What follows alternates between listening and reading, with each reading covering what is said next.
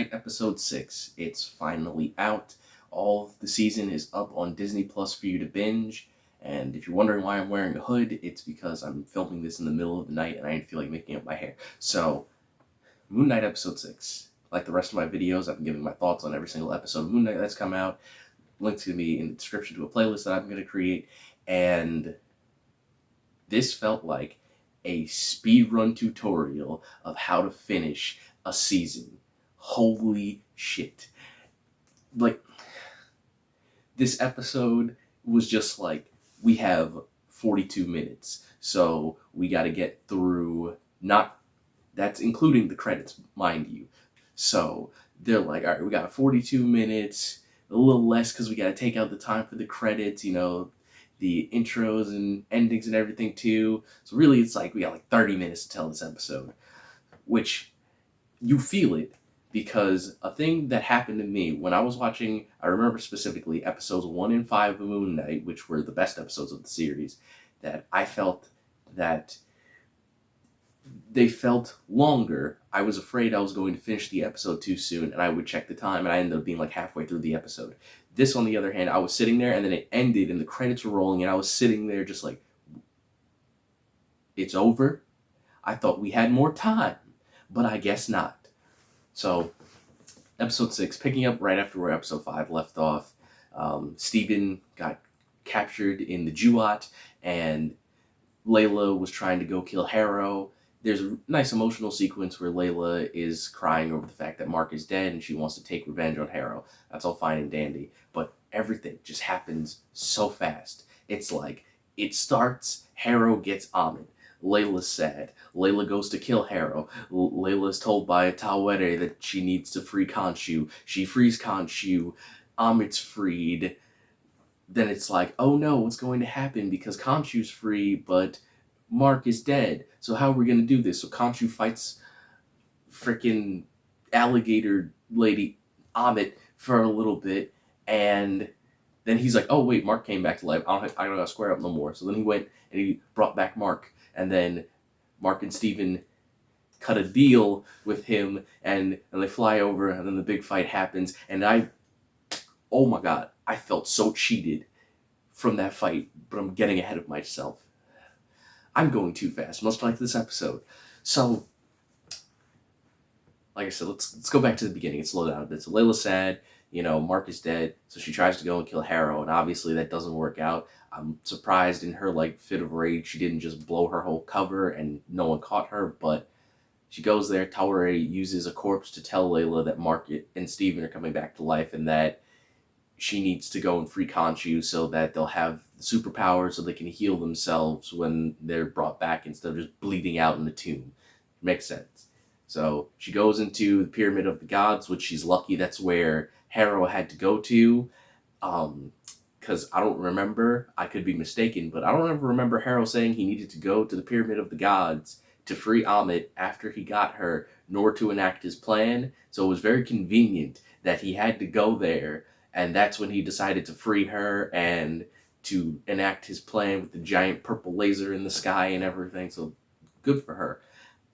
She got there, she snuck off, she freed Khonshu. They had like a little exchange where Khonshu was just like, hey, why don't you be my Moon Knight so we can kill Harrow real quick? And she's like, no, I'm never doing that. And he's like, well, you're kind of screwed if you don't. She's like, I don't care. And he's like, all right, whatever. So then he goes and he tries to fight Ahmed himself. And then like halfway through the fight, which the fight did look kind of cool, he's like, yeah, oh wait, Mark is alive again.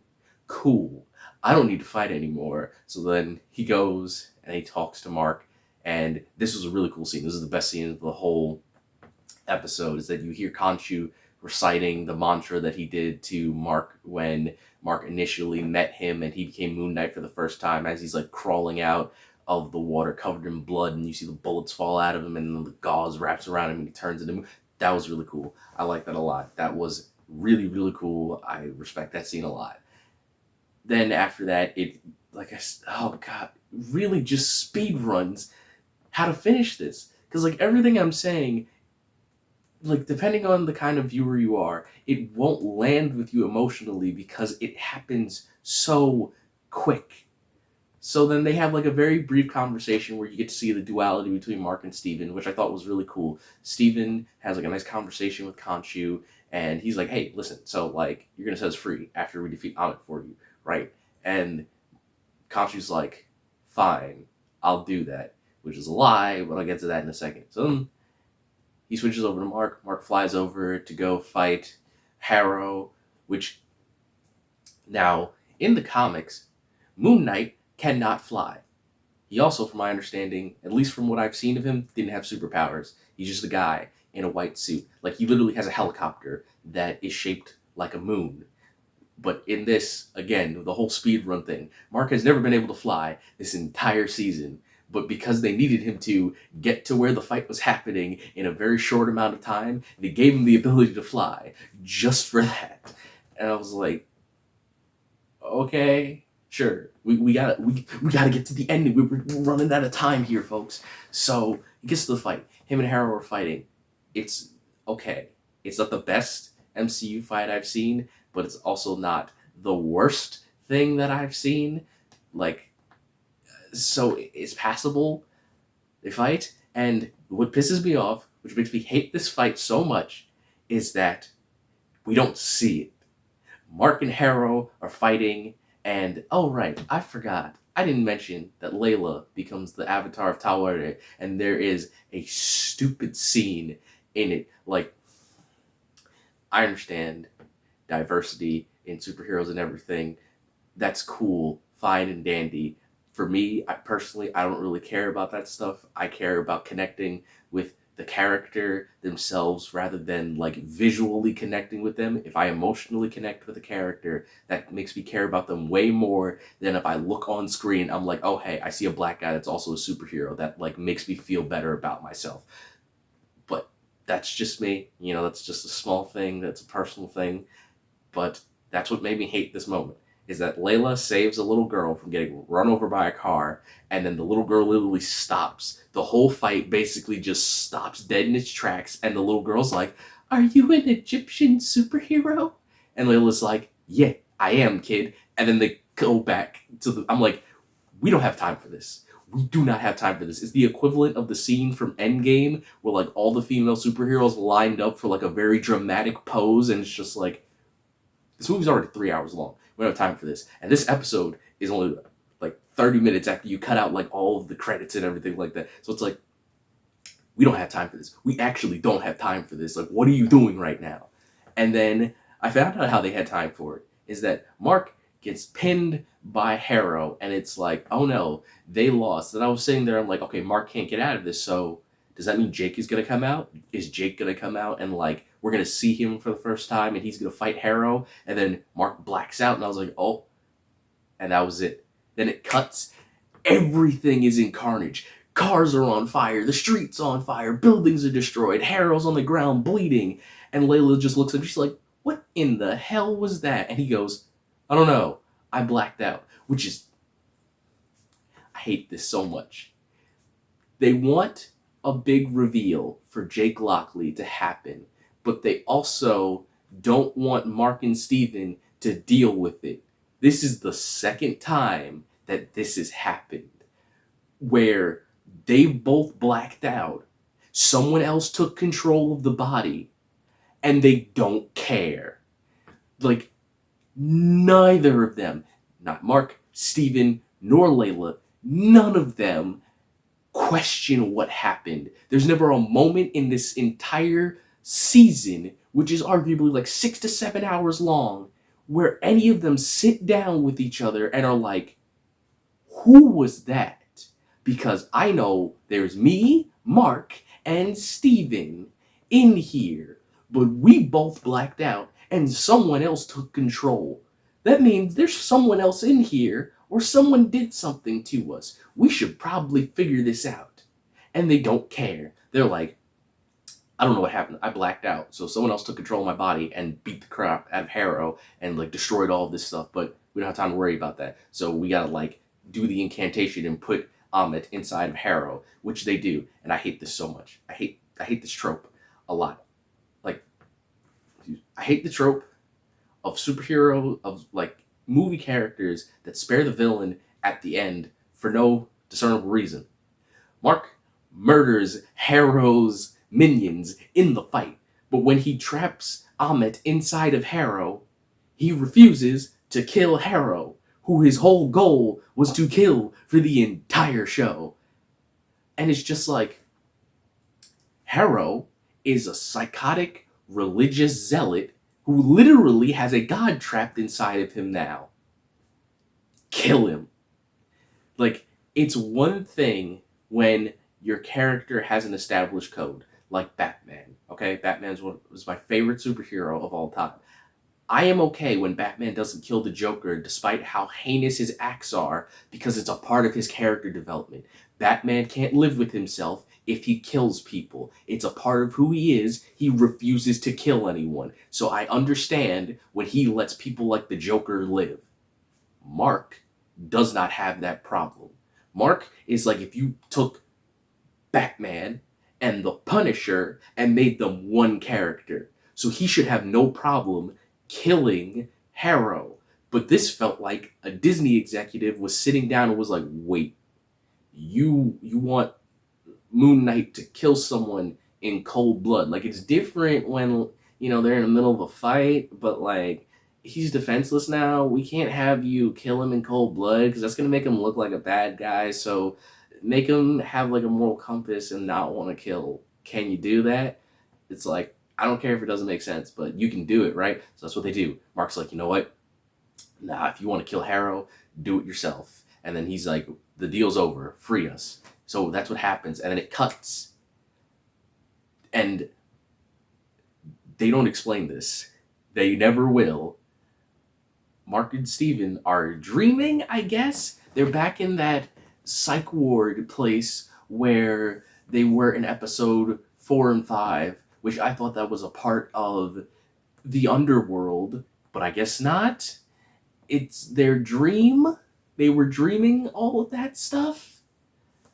I guess they were dreaming that they were in a psych ward this whole time, and all those times that we saw it were flash forwards, like it was a bait and switch or something. I don't know. They don't really explain it very well. Like, they just show it, and then like Steven and Mark wake up, and it's like, so they were dreaming this whole time, and everything we saw was just to confuse us. I really feel like that should have just been. I don't know. See, it doesn't even work as a dream sequence because Mark and Steven are completely unified at the end of this when we see it in episode 6. Meanwhile, in episode 5, the two of them were disjointed and they didn't understand what was going on, and they were reacting to the things that were happening in the underworld. Like, Mark freaked out because he didn't want to see his childhood memory where Steven was created. So, this doesn't make any sense. It doesn't line up with anything. It both is a dream and it isn't a dream at the same time. There's no cohesion with it, and no one explains it. So, screw me, I guess, right? And then Steven and Mark, no Layla. I don't know. I don't know where she went. Maybe she stayed in Egypt. I thought maybe they would have been living together. Like, that's what I was half expecting. Like, Steven and Mark, they wake up and for whatever reason, I guess out of force of habit, they put the chain thing back on his leg, and Steven tripped and fell on the. Steven and Mark tripped and fall on the floor, and I'm like, ha ha ha. I guess why would you put this back on? The two of you are completely unified. Like, you don't have that same thing where it's like I'm blacking out and I'm moving around places. Like, you don't believe that anymore. But whatever, I guess. And neither of them are still concerned that Jake Lockley's running around in their head. I was half expecting Layla to be in the room and she was gonna like laugh. Like, she was gonna be like, yeah, I put it on. You're like, well, you were asleep. And it's like, that's not funny. I would have bought that, but the fact that they just had it and they were alone was weird. It didn't make any sense. But anyway, that's literally how the episode ends. Mark and Steven trip on the freaking tether that Steven has on his bed, and that's where it ends. And I was just like, okay, what the hell? And then we have the post-credit scene. The thing that they wanted to hide the entire season with a bunch of little teases is the reveal of Jake Lockley. Harrow is now locked away in a mental institution with Amit still inside of him, but he's like completely disabled. He can't like fight or do anything for himself. I'm assuming it's because he's on a bunch of drugs, but also who put him there? Was it Mark? Was it Steven? Was it Layla?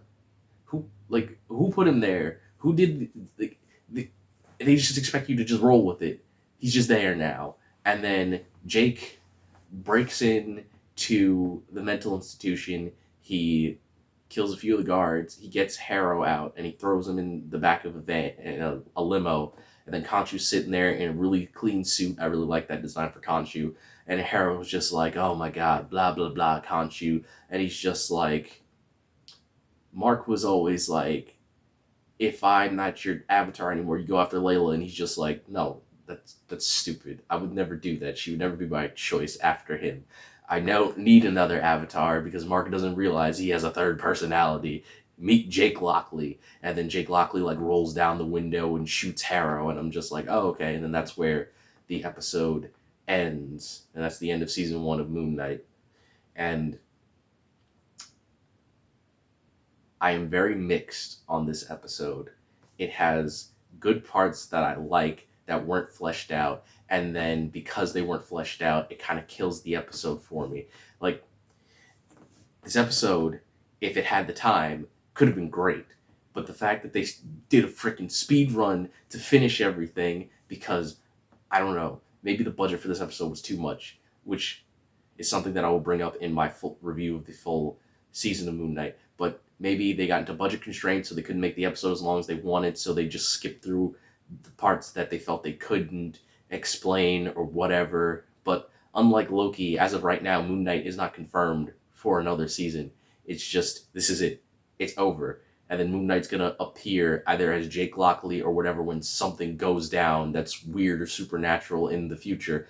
And yeah, that was Moon Knight episode 6. It's a mixed bag for me, and I'm sure it's going to be a mixed bag for a lot of people. It's going to be very frustrating to watch because you don't get that sense of closure by the time the episode ends, because although it does end and it answers some questions, you still feel like there's bits and pieces that are missing. So that was Moon Knight episode 6. Those are my thoughts on it. The review for Moon Knight will be coming momentarily if it's not already up by the time you happen to see this video. So I'm the innocent villain. Remember, folks, stay innocent until proven villainous, and I'll catch you in the next one.